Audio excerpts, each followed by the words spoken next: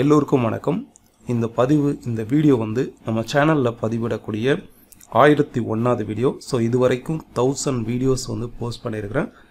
ஸ்டார்டிங்கில் அண்ட் தொடர்ச்சியாக நம்ம வீடியோஸை வெயிட் பண்ணி பார்க்குற ஒவ்வொரு சப்ஸ்கிரைபருக்கும் என்னுடைய ஸ்பெஷல் தேங்க்ஸ் இந்த இடத்துல. சரி, இப்போ இந்த வாரம் வந்து பார்த்திங்கன்னா முக்கியமாக ஒரு குளோபல் மிடில் ஈஸ்டில் வந்து ஒரு முக்கியமான ஒரு பெரும் பதட்டம் வந்து இருக்குது. இப்போ ரீசெண்டாக வந்து யூஎஸ் பிரசிடெண்ட் வந்து ஒரு ப்ரெஸ் கான்ஃபரன்ஸில் சொல்லியிருக்காரு, ஈரான் இஸ்ரேலை தாக்க போகுது, ரெடியாக இருந்துக்கோங்க. ஸோ நிறைய இன்டெலிஜென்ட் ரிப்போர்ட்ஸ் பேக்கில் அவங்க டெஸ்ட் பண்ணி பார்த்துருப்பாங்க. அதை வச்சு தான் ப்ரெஸ் கான்ஃபரன்ஸில் இந்த மாதிரி சொல்கிறாங்க. அது மட்டும் இல்லை, யூஎஸ் பிரசிடெண்ட்ஸ் ஒரு அறிவுறுத்தலும் கொடுத்துருக்காங்க, இந்த மாதிரி தாக்காதீங்க அப்படிங்கிறத சொல்லியிருக்காங்க. இது எதனால் அப்படின்னா, ஏப்ரல் 1ஆம் தேதி சிரியாவில் ஈரானுடைய தூதரகம் மீது தாக்குதல் நடத்தப்பட்டது. ஸோ இதுக்கு பதிலடி கொடுக்குற விதமாக ஈரான் வந்து இஸ்ரேலை வந்து தாக்குறதுக்கு ஆயத்தமாகுது. ஸோ இது வந்து பார்த்திங்கன்னா மிடில் ஈஸ்டில் ஒரு பெரிய ஒரு பதற்றத்தை வந்து கொண்டு வருது. ஆல்ரெடி க்ரூட் ஆயில் வந்து நல்லாவே ரைஸ் ஆகிருக்கு. இந்த மாதிரி ஒரு போர் வருது அப்படின்னாலே ஸ்டாக் மார்க்கெட்டாக இருக்கட்டும் அண்ட் க்ரூட் ஆயிலாக இருக்கட்டும் சிக்னிஃபிகண்ட்டாக அஃபெக்ட் ஆகும்.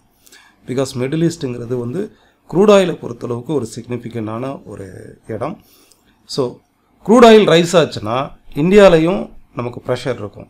ஏன்னா எஃப்எம்சியாக இருக்கட்டும், ஆட்டோ செக்டராக இருக்கட்டும் அண்ட் டயர் செக்டராக இருக்கட்டும், நிறைய செக்டார்ஸ் வந்து க்ரூட் ஆயில்னால அஃபெக்ட் ஆகும். இந்தியாவுடைய ஸ்பெண்டிங்கும் வந்து க்ரூட் ஆயில்னால அதிகமாகும். சரி, இது ஒரு நியூஸு. ரெண்டாவது வந்து பார்த்திங்கன்னா முக்கியமான ஈவெண்ட்ஸ்னால், இப்போ ரீசண்டாக வந்து இசிபி மீட்டிங், யூரோப்பியன் சென்ட்ரல் பேங்குடைய பாலிசி மீட் நடந்தது.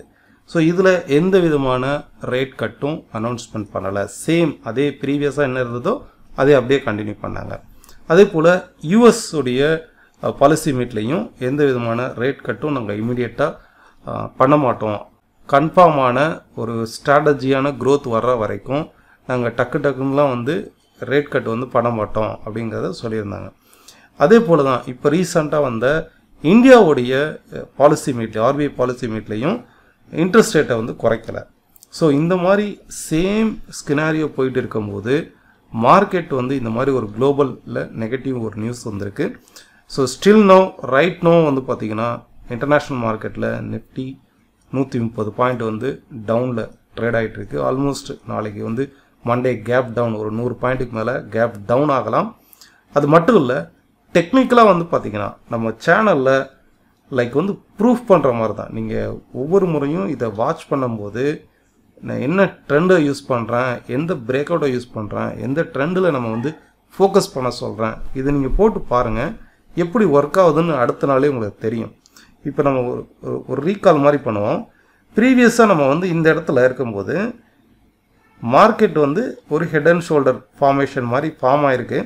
ஸோ ஒன்ஸ் இது பிரேக் அவுட் ஆகும்போதே, ஒரு ஹவர்லியில் பிரேக் அவுட் ஆகும்போதே மார்க்கெட் வந்து 22,200லேருந்து 22,520 வரைக்கும் போய்டும். இதை சொல்லியிருந்தோம். ஹவர்லியில் பிரேக் அவுட் ஆச்சு. நம்ம டெலிகிராம் சேனலில் கூட இன்டிமேட் பண்ணியிருந்தேன். 520 வரைக்குமே ஃபஸ்ட்டு டார்கெட்டு 370, ரெண்டாவது டார்கெட் 520 கரெக்டாக ரீச் ஆச்சு.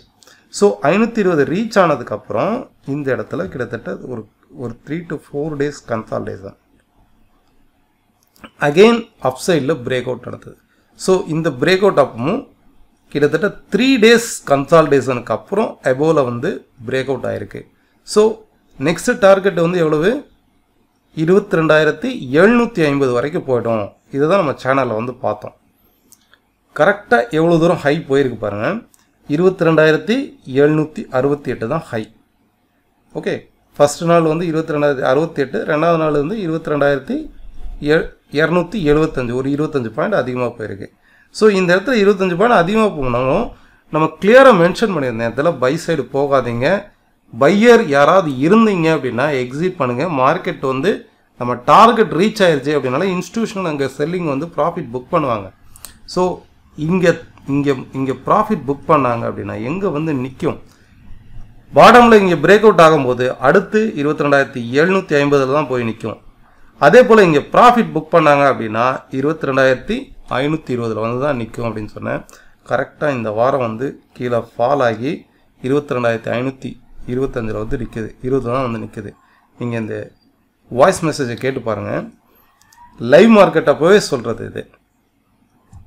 பொறுத்தளவுக்கு நம்ம ஆல்ரெடி யூடியூப்ல பார்த்த மாதிரி பொசிஷனல் ரெசிஸ்டன்ஸ் வந்து 22,750 வந்து ரீச் ஆயிருக்கு. இன்னைக்கு எக்ஸாக்ட் ஹை வந்து 22,760.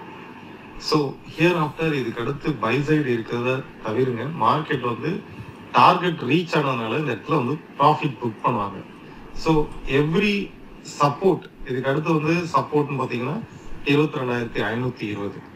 ஸோ அந்த சப்போர்ட்ல தான் திருப்பியும் வந்து மார்க்கெட் வந்து பவுன்ஸ் ஆகும். ஓகே, இது வந்து April 9th வந்து போஸ்ட் பண்ணது. கிட்டத்தட்ட 5087 பேர் வந்து இதை கேட்டிருக்காங்க. நம்ம சேனலுடைய லிங்க் வந்து ஃபஸ்ட்டு கமெண்டில் இருக்கும். அதை மட்டுமே கிளிக் பண்ணி இதில் ஜாயின் பண்ணிக்கோங்க. கம்ப்ளீட்லி என்னுடைய அனாலிசிஸ் எல்லாமே ஃப்ரீ தான். தட் இஸ் நோ மந்த்லி குரூப்போ இல்லை எந்த இதுக்குமே பெய்டு வாங்குறதோ எந்த இதுவுமே கிடையாது. கிளாஸ் அட்டன் பண்ணுறவங்களுக்கு ஸ்டூடெண்ட் வாட்ஸ்அப் குரூப் இருக்கும், அதில் வந்து ஃப்ரீ தான். இது வந்து ஒரு காமனான குரூப்பு, இதில் யார் வேணாலும் ஜாயின் பண்ணிக்கலாம். ஃபஸ்ட்டு கமெண்டில் வந்து இருக்கும். சரி, இப்போ நம்ம டெக்னிக்கலாக வந்து வருவோம். மார்க்கெட் இப்போ ரைட் நோ ஒரு ஸ்ட்ராங்கான செல்லிங் ப்ரெஷரில் க்ளோஸ் ஆகிருக்கு. சரி, இப்போ இதனுடைய ஸ்ட்ரக்சர் வந்து பாருங்கள். மார்க்கெட்டுடைய இந்த ஸ்ட்ரக்சர் வந்து பாருங்கள். இது வந்து ஒரு சைடுவேஸ் மார்க்கெட். ஃப்ரீக்வெண்ட்டாக அப்ஸ் அண்ட் டவுன்ஸ் வந்து போயிட்டு வருது. ஒரு 10 நாள் அப்சைட் போகுது. இதில் ஆல்மோஸ்ட் 50% ரீட்ரேஸ் ஆகுதா? அகைன் ஒரு 10 days ரைஸ் ஆகுது. இதில் ஒரு 10 நாள் வந்து ரீட்ரேஸ் ஆகுதா? ஆல்மோஸ்ட் இந்த ஹைக்கு ஒரு 50% ரீட்ரேஸ் ஆகிடுது. இப்போ இந்த இடத்துல பாருங்கள் ரைஸ் ஆகிருக்கு. இது அதிகமாக 100% மேலே ரீட்ரேஸ்மெண்ட் ஆகிருக்கு. இப்போ இங்கேயும் வந்து பார்த்திங்கன்னா இந்த ட்ரெண்டு இங்கே ரெசிஸ்டன்ஸ் எடுத்து மார்க்கெட் கீழே ஃபால் ஆகுது. அது மட்டும் இல்லை லாஸ்ட் ஒரு 10 to 15 days மார்க்கெட் வந்து இந்த ட்ரெண்டை ஒட்டியே ட்ராவல் பண்ணுது. இது வரைக்கும் இந்த ட்ரெண்டை ஒட்டி தானே போயிருக்கு. இப்போ இந்த ட்ரெண்டை இங்கே பிரேக் அவுட் ஆகிருக்கு. இந்த ட்ரெண்டை பிரேக் பண்ணி க்ளோஸ் ஆகிருக்கு. இது வந்து break out, solid break out. So ஃபர்தராக நெக்ஸ்ட் வரக்கூடிய ஒரு 2 to 3 daysல மார்க்கெட் வந்து இந்த ட்ரெண்ட்லையும் 50% வரைக்கும் மார்க்கெட் கீழே ஃபாலோ ஆகிறதுக்கு பாசிபிலிட்டிஸ் இருக்குது. ஸோ நிஃப்டி டுவர்ட்ஸ் 22,225 ஆர் 22,250 வரைக்குமே ஃபாலோ ஆகிடும். இங்கேருந்து ஒரு 250 பாயிண்ட்ஸ் ஆர் 270 பாயிண்ட் வரைக்கும் கீழே ஃபாலோ ஆகிறதுக்கு வாய்ப்பு இருக்குது. இந்த வாரத்தினுடைய ஸ்டார்டிங் வந்து மார்க்கெட் டவுன் சைடு போகிறதுக்கு வாய்ப்பு இருக்குது. அது மட்டும் இல்லை, நீங்கள் பேங்க் நிஃப்டி எடுத்து பார்த்தீங்கன்னாலும் பேங்க் நிஃப்டி எடுத்து பாருங்கள். இதுவும் நம்ம ஆல்ரெடி இந்த இடத்துல சொல்லியிருந்தோம். மார்க்கெட் வந்து மேலே ரைஸ் ஆக இந்த இடத்துல வால்யூம் இல்லை. ஸோ மேக்ஸிமம் 49,050 49,100 வரைக்கும் இது வரைக்கும் தான் போகும். இதுக்கு மேலே பையர் பொசிஷனலாக இருக்காதிங்க. First target 48,750, second target 49,100, maximum அவ்வளோதான் போகும். அப்படிங்கிறத ரொம்ப கிளியராக ஒவ்வொரு வீடியோலையும் நம்ம அனாலிசிஸ் பண்ணிகிட்டு இருக்கோம். என்ன ட்ரெண்டு யூஸ் பண்ணுறேன், என்ன டைம் ஃப்ரேம் யூஸ் பண்ணுறேன், எவ்ரிதிங் பார்த்தீங்கனாலே தெரியும். இதனுடைய ஸ்ட்ரக்சர் வந்து பாருங்கள். நீங்கள் ஒரு பிகினராக இருந்தால் கூட ரொம்ப ஈஸியாக புரியும். சப்போஸ் உங்களுக்கு சாட்டிஸ்ஃபைடாக இருந்ததுன்னா மட்டும் உங்கள் ஃப்ரெண்ட்ஸுக்கு ரெக்கமெண்ட் பண்ணுங்கள் நம்ம சேனலை. சரி, இப்போ இதில் வந்து பார்த்தீங்கன்னா மார்க்கெட் ஒவ்வொரு முறையும் ரைஸ் ஆகுது, அகெயின் கம்ப்ளீட்டாக ஃபால் ஆகுது. இந்த சப்போர்ட்டுக்கு நியர்பையில் இருக்கும்போது அகெயின் மார்க்கெட் மேலே ரைஸ் ஆகுது. அகெயின் இந்த ட்ரெண்டுக்கு ஆல்மோஸ்ட் 100% வரைக்கும் இந்த ரீட்ரேஸ்மெண்ட் நடந்துகிட்ருக்கு. சரி, இப்போ இந்த ட்ரெண்ட்லையும் ஒன்ஸ் நீங்கள் ஒரு சாலிடான ஒரு ஸ்மால் ட்ரேடர், எனக்கு வந்து ரிஸ்க் எடுக்கிறது பிடிக்காது, ஸோ வந்ததுன்னா கன்ஃபார்மாக ஒரு 500 பாயிண்ட் வந்துச்சு அப்படின்னாக்கா நீங்கள் இந்த ட்ரெண்டு ஒரு நாள் பிரேக் அவுட் ஆகி, இப்போ எப்படி நிஃப்டி வந்து பிரேக் அவுட் ஆகிருக்கு அந்த மாதிரி ஒரு 1 day இந்த இடத்துல பிரேக் அவுட் ஆச்சுன்னா கன்ஃபார்மாக அகெயின் இதுலேயும் ஒரு 50% வரைக்கும் ரீட்ரேஸ்மெண்ட் நடக்கும். ஸோ ஒரு 1 day பிரேக் அவுட் ஆனால் கூட அகெயின் இங்கேருந்து ஒரு அரவுண்ட் ஒரு 800 பாயிண்ட்லேருந்து 900 பாயிண்ட் வரைக்கும் 47,500 வரைக்குமே ஃபால் ஆகிடும். நீங்கள் அக்யூரேட்டாக டே வைஸாக இருக்கக்கூடிய வீடியோஸில் வந்து போஸ்ட் பண்ணுறேன்.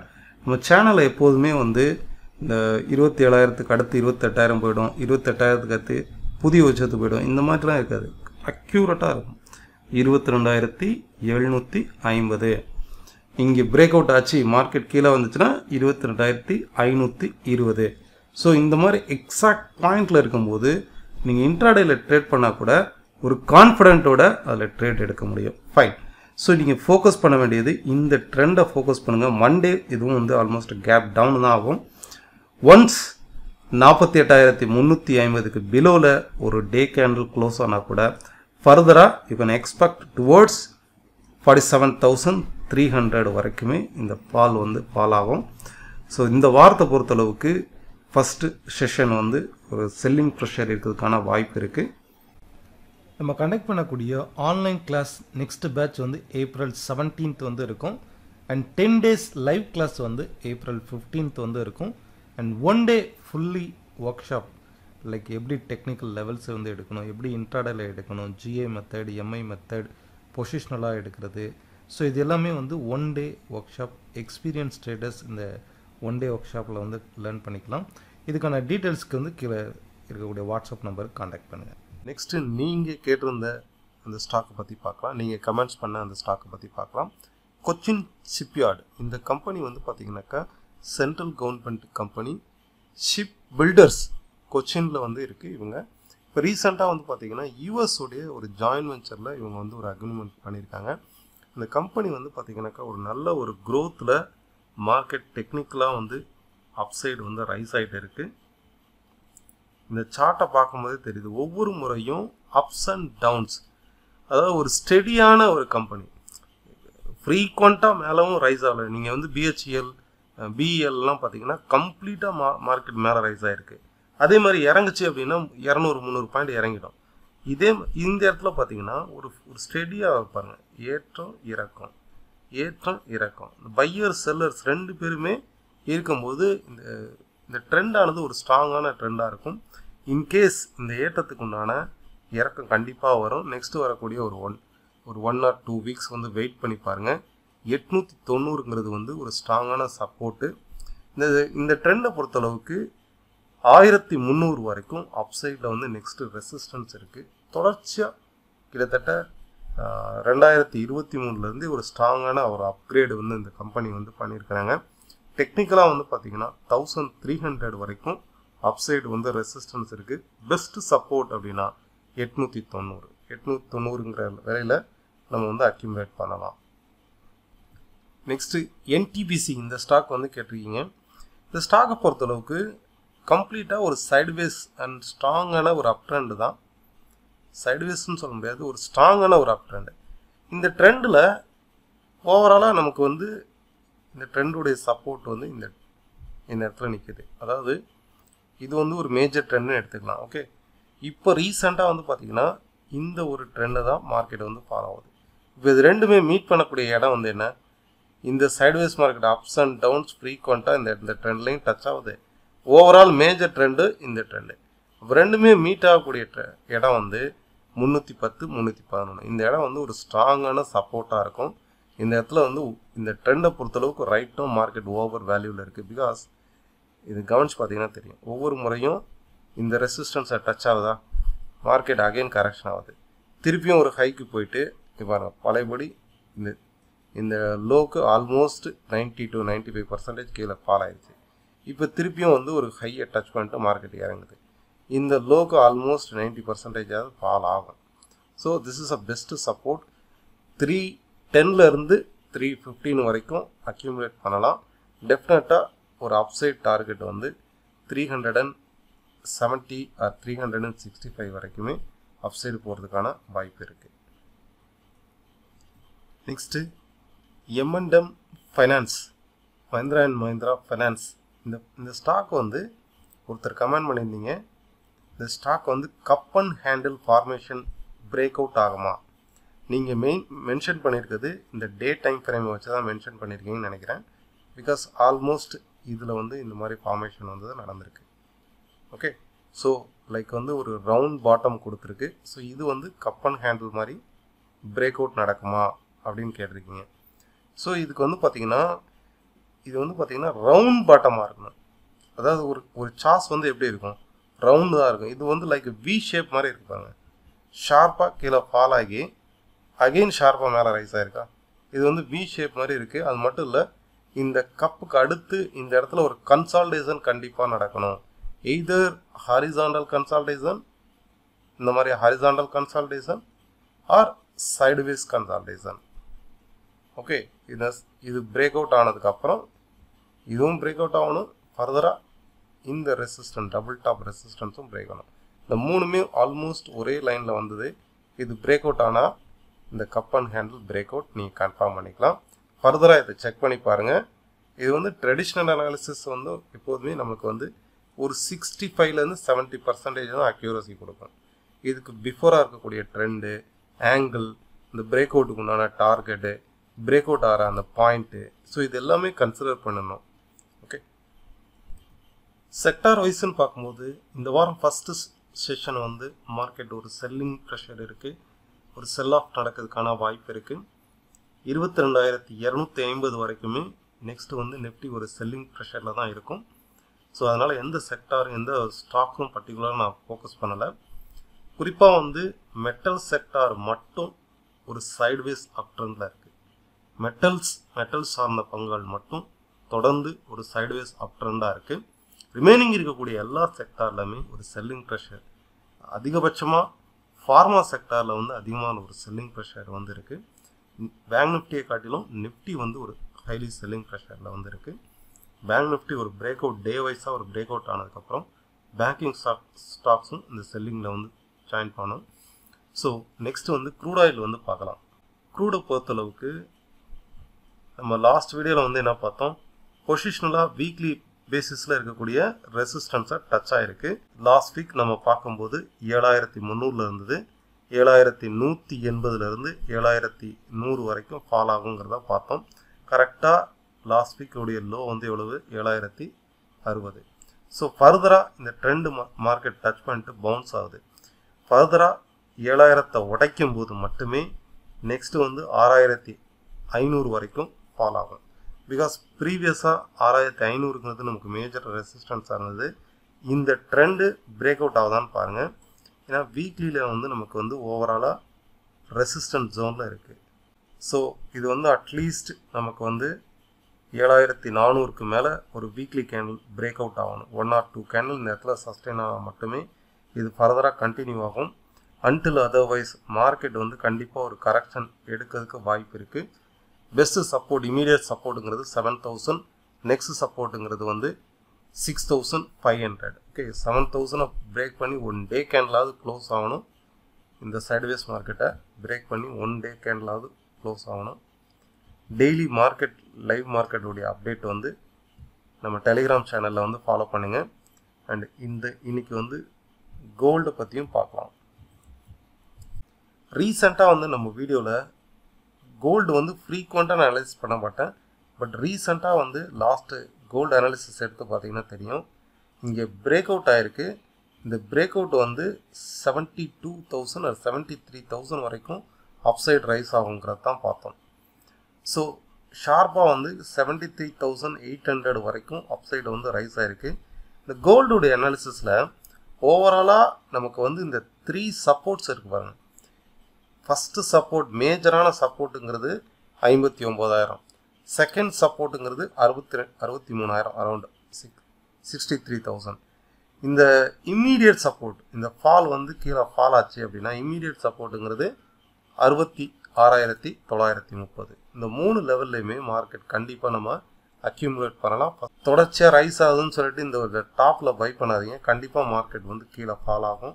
நீங்கள் கோல்டுடைய சார்ட் எடுத்து பார்த்தீங்கன்னா ஒவ்வொரு முறையும் ஒரு ஹை பீச்சில் ரைஸ் பண்ணிவிட்டு அகெயின் ஸ்லைட்டாக மார்க்கெட் ஃபால் ஆகுது.